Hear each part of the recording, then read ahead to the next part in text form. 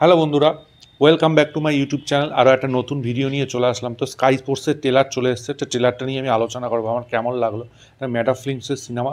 অক্ষয় কুমার রয়েছেন, সারা আলি খান রয়েছেন, নির্মাতকার রয়েছেন এবং হচ্ছে নতুন একজন অ্যাক্টর ভীর পাহাড়িয়া, তার হচ্ছে এটা ডেবিউ, তিনিও রয়েছেন।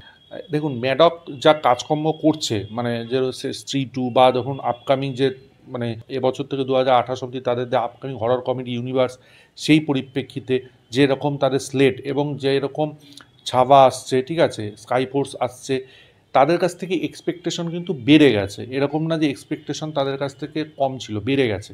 সেই দিক দিয়ে আমি বলবো যে এই ট্রেলারটা কিন্তু একদমই পোষায়নি। কেন পোষায়নি? আমি প্রথমেই বললাম, এই ট্রেলারটা যখন আপনি দেখা শুরু করবেন আপনার কিন্তু একটা সিনেমার কথা মনে পড়বে, সেটা হচ্ছে ফাইটার। ফাইটার কারা করেছে? ইয়াশ রাজ। এবং ফাইটারে কে ছিল? সিদ্ধার্থ আনন্দ করেছিল ফাইটার, এবং ঋত্বিক রোশন, আরও অনেক বড় বড় অভিনেতা। এবং সেখানে যে লেভেলের কাজ দেখিয়েছে সেটা তো ম্যাডক ফিল্মস সেই লেভেল দেখাতে পারবে না, সেটাই স্বাভাবিক। কিন্তু ওটা যারা দেখে নিয়েছে, ঠিক আছে, তার কাছে এই ট্রেলারটা কিন্তু একদমই পোষাবে না। কেন পোষাবে না?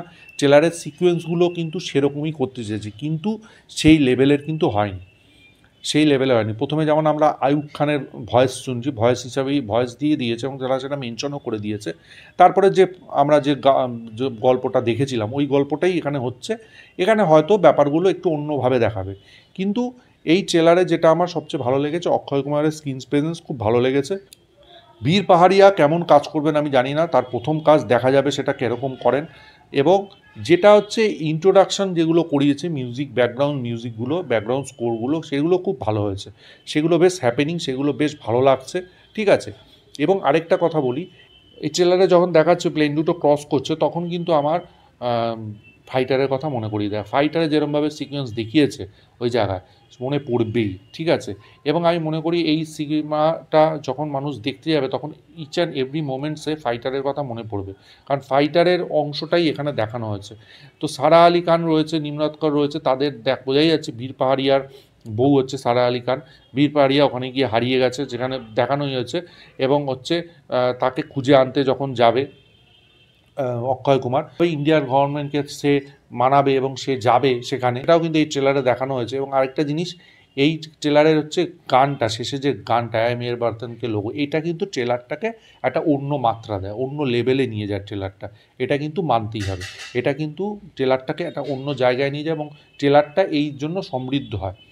বেশ ভালো ট্রেলারটা, নো ডাউট ভালো হয়েছে, কিন্তু ফাইটারের একটা সেন্স আপনি কিন্তু এই ট্রেলারের অনেকটা অংশে দেখতে পাবেন। সেটা কিন্তু এই ট্রেলারটাকে যখনই কেউ দেখবে সেটা কিন্তু মনে করবে।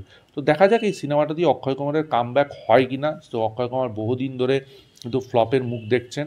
তো এই সিনেমাটা দিয়ে তার কি কামব্যাক হয় সেটা সময়ই বলবে। তো এই ছিল ওভারঅল আমার ট্রেলারের রিয়াকশন। আপনাদের ট্রেলারটা কেমন লেগেছে অবশ্যই কমেন্ট বক্সে জানাবেন।